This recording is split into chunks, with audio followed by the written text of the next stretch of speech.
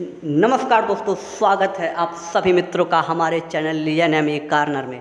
ये special video programme जो आप लोगों के लिए लाया गया है, इस क्रैश कोर्स में हम स्पेशली फोकस करेंगे समीक्षा अधिकारी आर के लोगों को, और साथ ही साथ ऐसे स्टूडेंट या हमारे मित्र जो BEO का एग्ज़ाम दे रहे हैं उनके लिए ये वीडियो बहुत ही उपयोगी होगा, क्योंकि इन दोनों का जो GS का सिलेबस है बिल्कुल सेम है।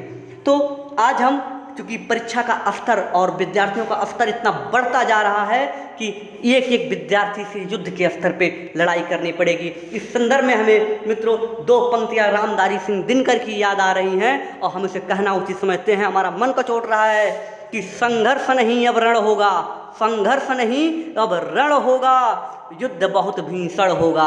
यानी हमें कंपटीशन में इतनी लड़ाई, एकजुट से इतनी लड़ाई करनी होगी कि हमारे लिए हर एक व्यक्ति एक प्रतिद्वंदी के रूप में है और हमें अपनी पूरी एफर्ट लगा के युद्ध को जीतना होगा और अपने आप को साबित करना होगा कि हम आई एम द बेस्ट। ठीक है, तो आज ज्योग्राफी के जो क्रैश कोर्स है पार्ट 2 में हम जिस टॉपिक की बात करेंगे वो है भारत के प्रादेशिक प्रदेश के बारे में या प्राकृतिक प्रदेश के बारे में। तो शुरू करते हैं आज के वीडियो की। देखें, भारत के प्राकृतिक प्रदेश के बारे में बात करने से पहले सबसे पहले हम भारत में एंट्री या चाहते हैं कैसे हम भारत में इंटर करें। किसी बैकग्राउंड के बिना हम भारत में डायरेक्ट इंटर नहीं कर सकते, तो उसके लिए हमारे पास बैकग्राउंड है पामीर का पठार। देखिए, पामीर का पठार है क्या, ये जानना आपके लिए उतना ही महत्वपूर्ण है जितना आपको भारत में हिमालय को जानना महत्वपूर्ण है। तो आज हम हिमालय की चर्चा करेंगे, लेकिन उसके पहले हमें जान लेना होगा पामीर का पठार क्या है। देखिए, पामीर के पठार को दो उपनाम दिए जाते हैं। पहला उपनाम दिया जाता है कि यह पर्वतों की गांठ है।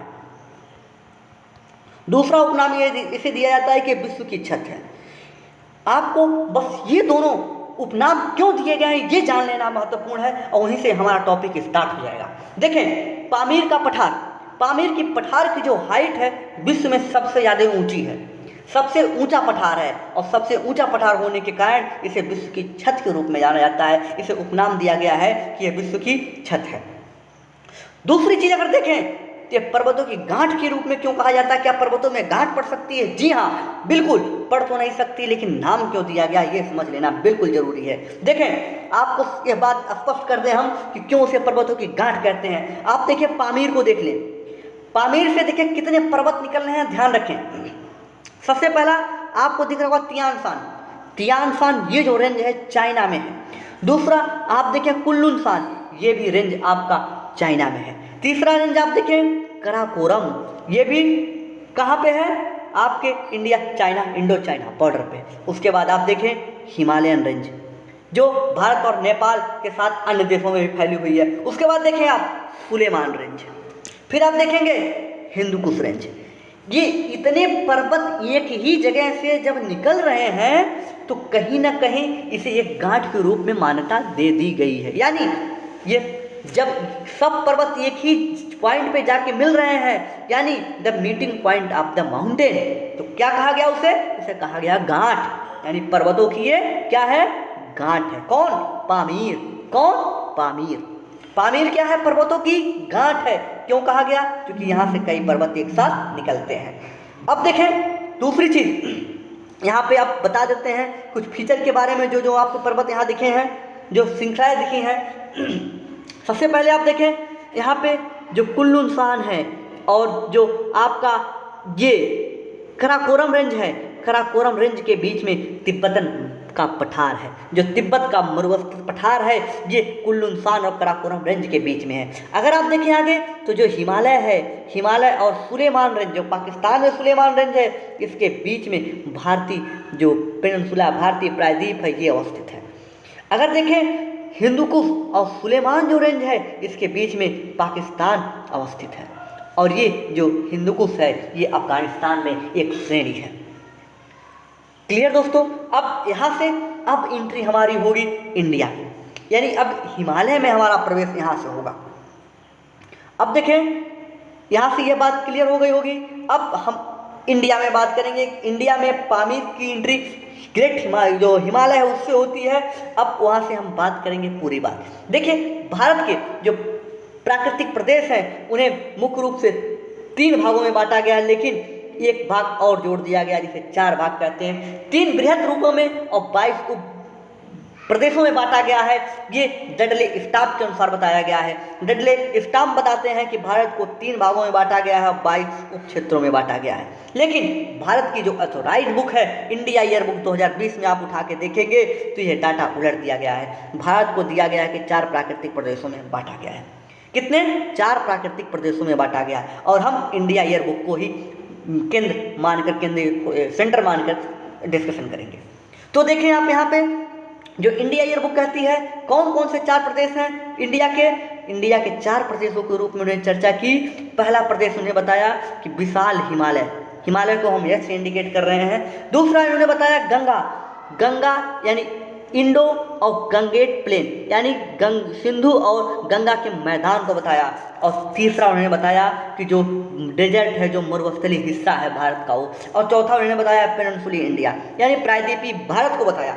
4 भागों में उन्होंने बताया कौन कौन से, आप फिर से देखें, यानी विशाल हिमालय।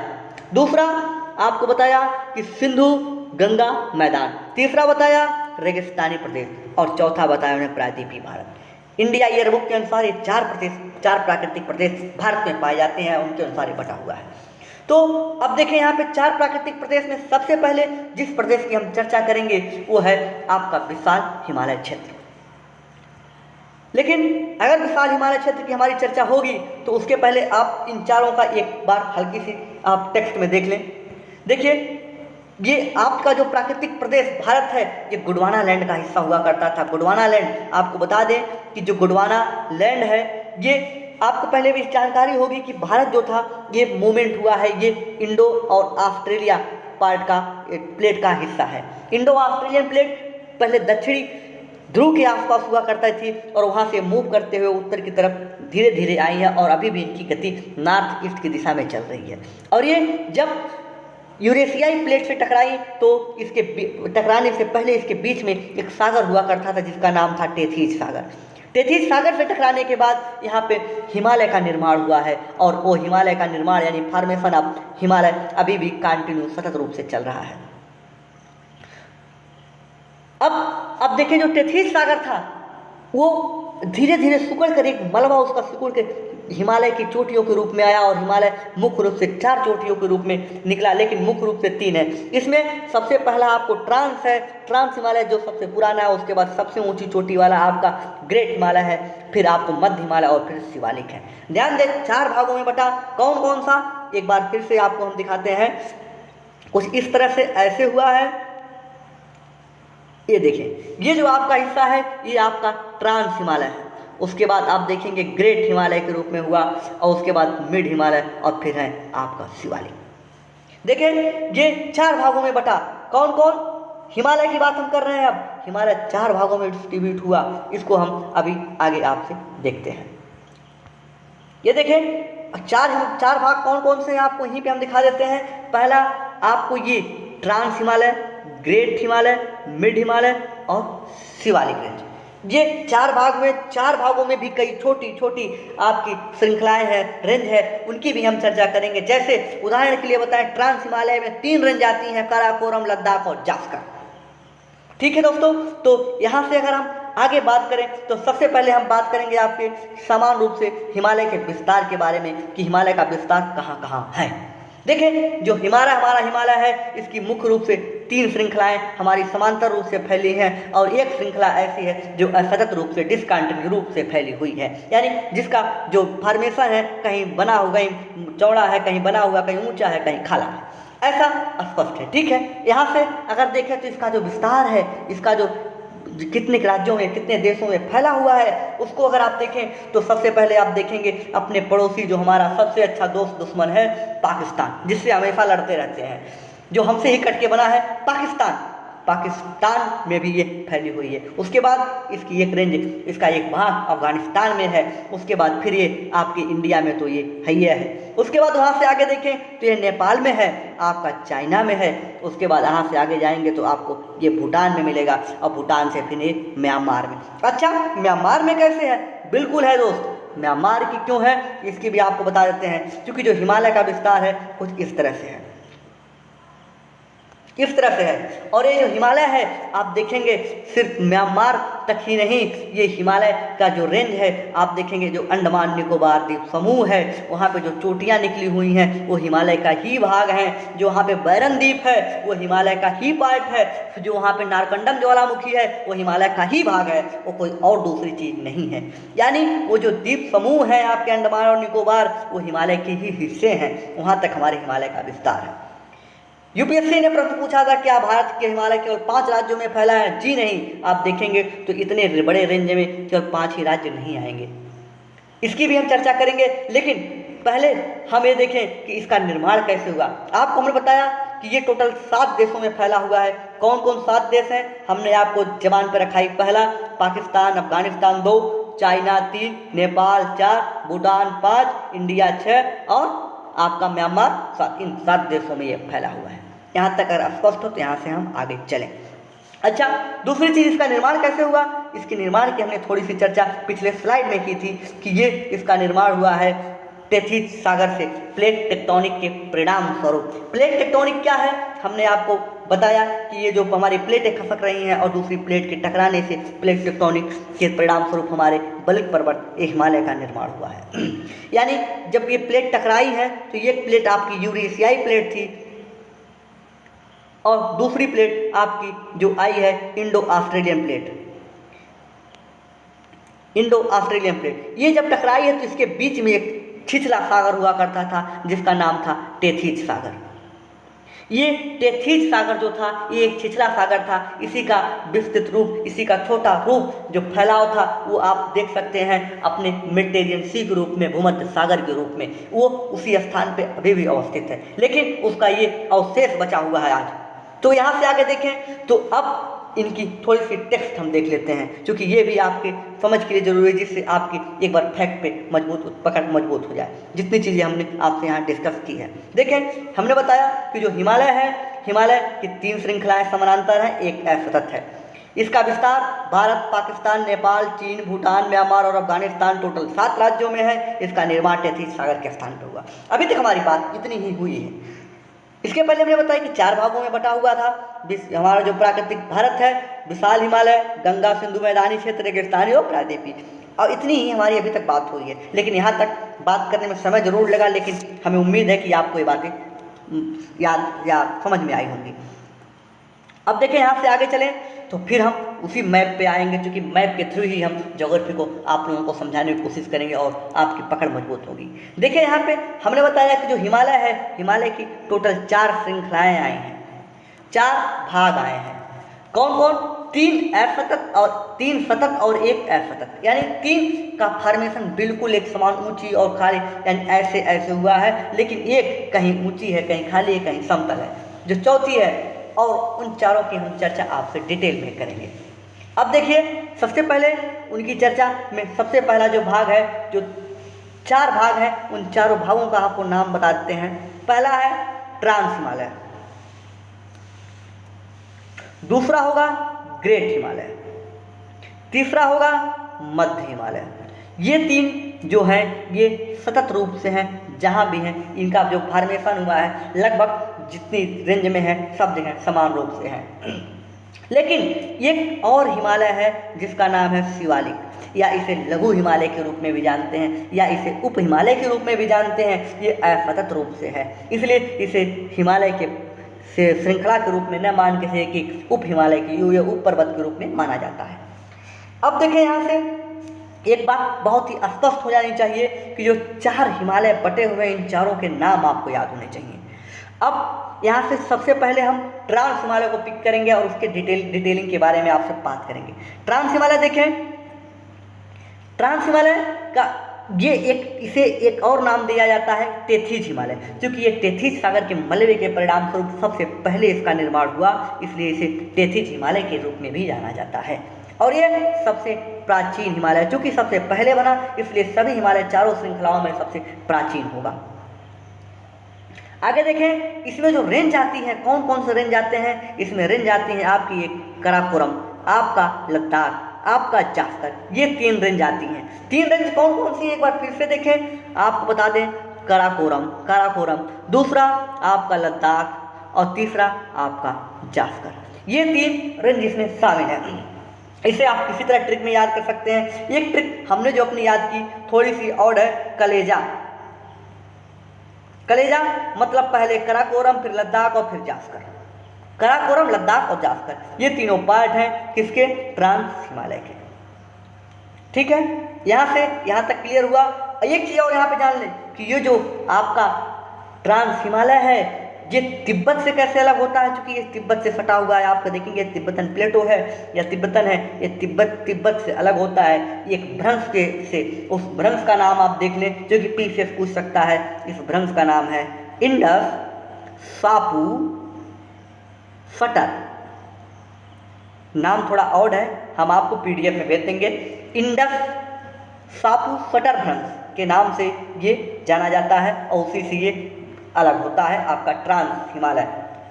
किससे अलग होता है? तिब्बत और ट्रांस हिमालय के बीच में जो भ्रंश पाया जाता है उसे इंडस सापू सटर के रूप में जाना जाता है। यहाँ से अगर आगे चले तो अब हमारी चर्चा होगी महान हिमालय पे। महान हिमालय की अगर बात करें तो इसके फॉर्मेशन के बाद जो डेवलपमेंट हुआ दूसरे हिमालय का, वो था अपना महान हिमालय, जिसे ग्रेट हिमालय के रूप में जानते हैं। इसका जो विस्तार है नंगा पर्वत से लेकर नमचा पर्वत तक है। यहाँ पे आप देखेंगे तो यहाँ पे आपको नंगा पर्वत मिलेगा और यहाँ पे आपको नमचा बरवा। नमचा बरवा वही लोकेशन है जहाँ से ब्रह्मपुत्र नदी गार्ज बनाते हुए, दिहांग गार्ज बनाते हुए भारत में प्रवेश करती है। ये वही स्थान है। ध्यान दीजिए कि जो ब्रह्मपुत्र नदी है ये सदा नीरा है, सदा बहने वाली है। सिंधु जो जितनी पर्वतीय नदियाँ होती हैं सदा बहती। इसकी चर्चा भी हम आपसे आगे पॉइंट में करेंगे, लेकिन यहाँ पे हम ग्रेट हिमालय या महान हिमालय की बात कर रहे हैं।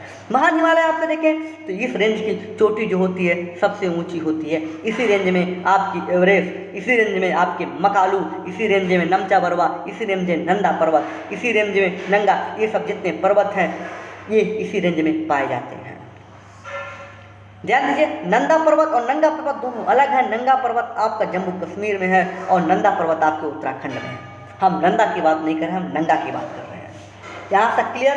एक चीज़ और देखें आप, जो यहाँ पे जो ग्रेट हिमालय और ट्रांस हिमालय, ध्यान रखिए ग्रेट हिमालय और ट्रांस हिमालय के बीच में आपको थोड़े से देखिए, जो ये हिस्सा जो ट्रांस हिमालय का था और ग्रेट हिमालय का है, इसके बीच में एक थ्रस्ट पाई जाती है, एक दरार पाई जाती है जिसका नाम है MCT, main central thrust. Hindi में इसे बोलते हैं मुख्य केंद्रीय क्षेत्र। ठीक है, इसी से ये अलग होती है, यानी इसके बीच में पाई जाती है MCT, मेन सेंट्रल थ्रस्ट। इसके बाद जो तीसरी रेंज आपकी स्टार्ट होती है, हमने 2 की बात आपसे कर ली है। पहली हमने आपसे बताई ट्रांस हिमालय की, फिर हमने बताई ग्रेट हिमालय की। अब हमारी चर्चा होगी महान हिमालय, मध्य हिमालय की। मध्य हिमालय में अगर हम बात करें तो मध्य हिमालय की एक विशेषता ये है कि ये नेपाल में अलग नामों से जाना जाता है, इंडिया में अलग नामों से, अलग अलग राज्यों में अलग अलग नामों से जाना जाता है। अगर आप देखें तो ये जो पीर पंजाल आपको दिख रहा है जम्मू कश्मीर में, ये मध्य हिमालय का हिस्सा है।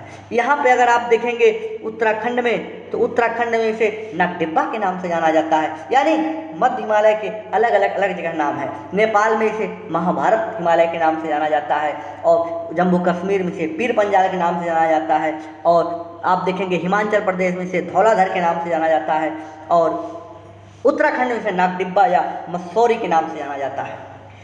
जो मध्य हिमालय है, मध्य हिमालय की ऊंचाई जो ग्रेट हिमालय है उससे कम है।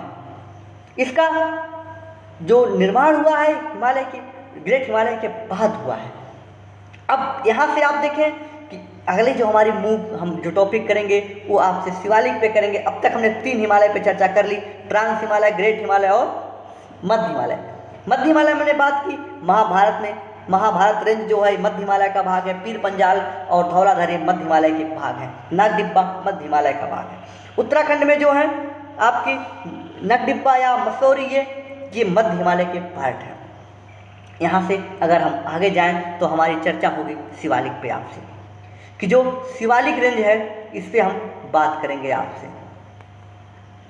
ध्यान दीजिए, शिवालिक को बाह्य हिमालय के रूप में माना जाता है, बाह्य हिमालय के रूप में माना जाता है। और जो बाह्य हिमालय है इसे उप हिमालय की संज्ञा दी जाती है, और ये सबसे नई है, ये सबसे नई श्रृंखला है। यानी जितने भी हिमालय के पार्ट बने हैं उसमें सबसे ये न्यू है। दूसरी बात, ये आप देखेंगे तो भूटान और पश्चिम बंगाल तक आते आते ये श्रृंखला विलुप्त हो जाती है, लेकिन जैसे ही ये फिर पूर्वोत्तर भारत में जाती है तो आप देखेंगे मिसमी और अबोर के रूप में ये फिर पूर्वांचल में दिखाई पड़ती है। ये मिसमी और अबोर जो है ये पूर्वांचल में शिवालिक के ही भाग हैं। आपको एक चीज़ और बता दें यहीं पे कि जो शिवालिक रेंज है, और शिवालिक रेंज और मध्य हिमालय के बीच में दून पाए जाते हैं। दून, मध्य हिमालय और शिवालिक के बीच में दून पाए जाते हैं, और जो दून पाए जाते हैं इनमें उत्तरी हिस्से को दून कहा जाता है और जो दक्षिण जो पूर्वी हिस्सा होता है उसे द्वार कहा जाता है। आप वेस्ट बंगाल पश्चिम बंगाल में देखेंगे द्वार के एग्जाम्पल आपको मिलेंगे, लेकिन वहीं पे अगर आपको देखना हो तो आप उत्तराखंड में आप दून देख सकते हैं, देहरादून जिसका महत्वपूर्ण एग्जाम्पल है, सबसे आसान और सबसे अच्छा एग्जाम्पल है। तो अब फैक्ट की भरमार तो बहुत सारी हो गई, एक बार इसे हम अपने टेक्स्ट में रूप में देख लेते हैं जिससे थोड़ी सी चीज़ें आसान आपको लगेंगी। देखिए बहुत तेज़ी से ट्रांस हमने बताया कि जो हिमालय चार भागों में बटा है, ट्रांस हिमालय, महान हिमालय, मध्य हिमालय और जिसे उप हिमालय कहा जाता है शिवालिक। सबसे पहले ट्रांस हिमालय की हमने बात की तो इसे टेथिस हिमालय के नाम से जानते हैं, सबसे प्राचीन ये है। इसमें 3 खंड है जिसमें मैंने कलेजा कहा था, कलेजा मतलब कराकोरम, लद्दाख और जास्कर। उसके बाद हमने बताया कि तिब्बत से अलग होता है इंडस टापू फटर के माध्यम से, एक ब्रंश है जिसका नाम इंडस टापू फटर है। इतनी डिटेलिंग ट्रांस हिमालय की बहुत है, इससे ज़्यादा ट्रांस हिमालय से प्रश्न नहीं आएंगे। सबसे ज़्यादा प्रश्न आने की संभावना आपके इन तीनों से, ट्रांस, लद्दाख और जास्कर से। इसके बाद मध्य हिमालय की, महान हिमालय की बात करें तो महान हिमालय का निर्माण ट्रांस हिमालय के बाद हुआ है, यानी ये ट्रांस हिमालय से नहीं है। उसके बाद आप देखेंगे ये इसकी जो श्रृंखलाएं होती हैं सबसे ऊंची होती हैं, ये ग्रेनाइट और गैब्रो की बनी होती है, और इसमें जो ऊंची चोटियां हैं आप देखेंगे नमचा बरवा, एवरेस्ट, मकालू और नंगा पर्वत इसी के भाग हैं। यहाँ पे जो थ्रस्ट पाई जाती है जिसका नाम MCT है, जिसे मेन सेंट्रल थ्रस्ट के नाम से जानते हैं। उसके बाद हमने आपसे मध्य हिमालय की बात की। मध्य हिमालय में हमने बताया कि मध्य हिमालय के अलग अलग जगहों पे अलग अलग नाम है। नेपाल में इसे महाभारत श्रेणी के नाम से जाना जाता है, जम्मू कश्मीर में पीर पंजाल के नाम से, हिमाचल प्रदेश में इसे धौलाधर के नाम से और उत्तराखंड में इसे नागडिब्बा के नाम से जाना जाता है। और हिमालय और शिवालिक के बीच में 2 घाटियाँ पाई जाती हैं हमने बताया। और शिवालिक की अगर हम बात करें तो ये सबसे नई है और सबसे कम ऊंचाई है, इसे बंगाल और भूटान में जाके विलुप्त हो जाती है, इसे बा हिमालय उप हिमालय के रूप में जानते हैं। मिसमी और अबो जो है शिवालिक के ही भाग हैं। इतनी चर्चा हमारी अब तक हिमालय पर हुई है। अब यहाँ से कुछ हिमालय के बेहतरीन फैक्ट के बारे में बात करें, कुछ अन्य फैक्ट जो इन चर्चा के बाहर हैं जिन्हें हम शामिल नहीं कर पाए, उनकी भी हम बात यहाँ कर लेते हैं। देखिए पहले जो विशाल हिमालय से संबंधित कुछ तथ्य हैं, इसमें जो इससे निकलने वाली नदियाँ होती हैं ये सदा नीरा होती हैं, पूरी साल भर बहती हैं। लेकिन अगर आप देखें कि जो यहाँ से इतर जो प्रायद्वीपीय भारत की नदियाँ होती हैं वो मौसमी होती हैं, यानी बारिश में वर्षा के मौसम में जब मानसूनी दौर होता है तो इन नदियों में पानी का प्रवाह तेज होता है, लेकिन जैसे ही बारिश का मौसम खत्म होता है और जैसे ही मौसम शुष्क होता है इन नदियों में पानी कम पड़ जाता है या सूख जाती हैं। यानी ये इनके जल का स्रोत जो है वो ऐसा सोर्स है जो वर्षा होती है, जो पूरे वर्ष वहाँ से सोर्स पानी नहीं मिल पाता, जल नहीं मिल पाता। इसीलिए इस क्षेत्र में जल के विवाद आप बहुत ज़्यादा देखेंगे। और लेकिन इसके अनंत, इसके अलग हिमालय की नदियों का जो प्रकृति है इनसे बहुत भिन्न है। हिमालय की नदियाँ का जो सोर्स है वो वर्षा नहीं है बल्कि ग्लेशियर है। ग्लेशियर पूरे वर्ष भर पिघलता है और उनसे नदियाँ लगातार बहती रहती हैं। दूसरी चीज़, जो हिमालयी नदियाँ हैं अपने मार्ग को कभी बदलती नहीं हैं, जिस मार्ग से जाती है इसलिए पूर्ववर्ती नदी कहते हैं, और जिस मार्ग से जाती हैं उसी मार्ग का ये अनुसरण लगातार करती रहती हैं। जबकि प्रायद्वीपीय नदियाँ अपने मार्ग को बदलने के लिए बहुत ही मशहूर हैं। अब यहाँ से अगर आगे देखें तो दूसरा जो फैक्ट है, हमने बताया कि जो शिवालिक और उप हिमालय क्षेत्र है, यहाँ पे जो मैदानी इलाका है वहाँ पे भावर क्षेत्र पाए जाते हैं। शिवालिक का निर्माण आपको बता दें प्लायोसीन पीरियड में हुआ था। प्लायोसीन में एक पीरियड होता है, एक भाग होता है सिनोजोइक, जिसमें ये इसका निर्माण हुआ है। और हिमालय का निर्माण अभी भी सतत रूप से चल रहा है, अभी हिमालय के निर्माण की प्रक्रिया बंद नहीं हुई है। यहाँ से अगर हम आगे आपसे बात करें तो जिस टॉपिक पे हम बात करेंगे एक मैप के थ्रू हम आपसे फिर कुछ चीज़ों को समझने की कोशिश करेंगे और वीडियो के अंतिम स्लाइड की तरफ हम यहाँ से मूव किए हैं। और यहाँ पे आपको हम जिस टॉपिक पे हमारी बात होगी ये होगा कि जो हमारी चोटियाँ हैं उनकी चोटियों का अरेंजमेंट क्या है, सीक्वेंस क्या है। देखिए, चोटियों के सीक्वेंस देखने के लिए आपको सबसे पहले ये जान लेना होगा कि कौन सी को चोटी कहाँ है। सबसे पहले जो श्रृंखलाएं हैं, जो हमारी श्रेणियां हैं, उनके सीक्वेंस की हम बात करेंगे। सबसे पहले सबसे उत्तर में जो हमारी है कराकोरम है, कराकोरम के बाद लद्दाख, लद्दाख के बाद, अच्छा 1 मिनट, थोड़े से हमने पूरा हाईलाइट कर दिया, फिर से आपको दिखाते हैं। ये देखिए, आपको दिख रहा होगा कराकोरम, कराकोरम के नीचे आपको लद्दाख, लद्दाख के बाद जास्कर। ये 3 श्रृंखलाएं जो हैं ट्रांस हिमालय के भाग हैं, जिन्हें हमने कलेजा के नाम से आपको बताया कि आप याद कर सकते हैं। ये ट्रांस हिमालय या प्रा हिमालय के भाग हैं, इन्हें हमने कहा कलेजा। दूसरी जो हमने बात की आपसे, कलेजा यानी ट्रांस हिमालय के बाद आपको जो हिमालय स्टार्ट होगा वो आपका ग्रेट हिमालय भाग है। ग्रेट हिमालय आप देखें, ये हिस्सा ग्रेट हिमालय का है। ग्रेट हिमालय के बाद आप देखेंगे पीर पंजाल आपको मिल जाएगा, ये पीर पंजाल। पीर पंजाल के बाद आपको ये धौलाधर मिल जाएगा और वहाँ के बाद आपको मिलेगा शिवालिक। यानी आपके याद करने का जो पैटर्न क्या हुआ कि आप याद करेंगे कैसे इसे, आप ये देखिएगा कि सबसे उत्तर में कौन है तो आपको बताना होगा तुरंत कराकोरम, कराकोरम के बाद लद्दाख, लद्दाख के बाद जास्कर, जास्कर के बाद ग्रेट हिमालय या बृहद हिमालय, उसके बाद पीर पंजाल, फिर धौलाधर, उसके बाद शिवालिक। ये एक क्रम है जो उत्तर से दक्षिण की ओर। दक्षिण से अगर उत्तर की ओर पूछ ले, प्रश्न बहुत घुमा के पूछता है ऐसे ही, उत्तर से दक्षिण, दक्षिण तो आप जाएंगे शिवालिक से, शिवालिक से जाएंगे तो आप जाएंगे धौलाधर, फिर पीर पंजाल, फिर पीर पंजाल के बाद ग्रेट हिमालय, ग्रेट हिमालय के बाद जास्कर, जास्कर के बाद लद्दाख, लद्दाख के बाद कराकोरम। क्लियर? यहाँ तक आपने इसका क्रम देखा, सीक्वेंस देखा।